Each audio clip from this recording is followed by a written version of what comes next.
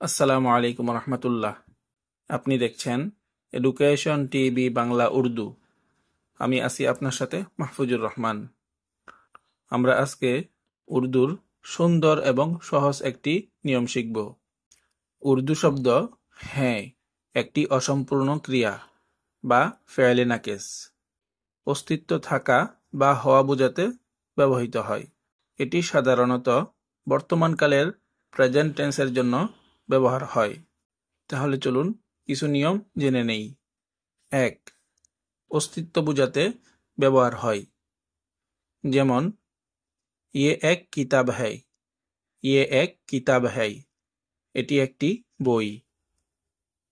ওয়াহা এক school high, ওয়াহা এক school high, সেখানে একটি স্কুল আছে। ২.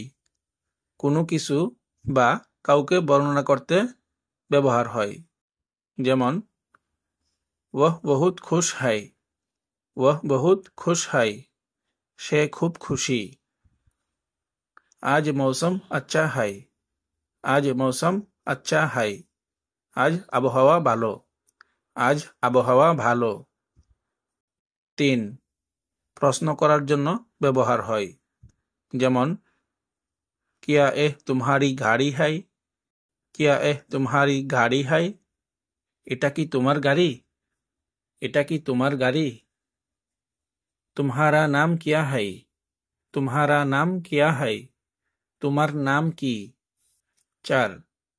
অস্বীকার বা নেতিবাচক বাক্যের ব্যবহার হয়, যেমন ইয়ে মেরা ঘর নেহি হাই, ইয়ে মেরা ঘর নেহি হাই, এটি আমার বাড়ি নয়।